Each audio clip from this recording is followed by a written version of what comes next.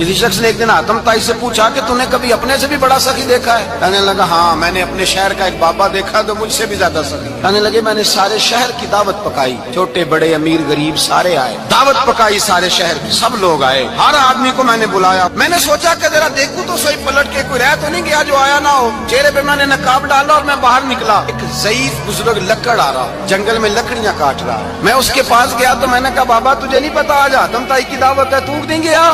کہنے لگا بیٹا مجھے خبر آئی تھی، اطلاع ملی تھی، پر میں نہیں گیا۔ تو کیوں نہیں گیا؟ کہنے لگے مجھے ہاتھ کی کمائی کر کے کھانے کا چسکا لگ گیا ہے، مزہ لگ گیا ہے ہاتھ کی کمائی کھانے کا، اب مجھے دوسرے کے دسترخوان پر ذائقہ نصیب۔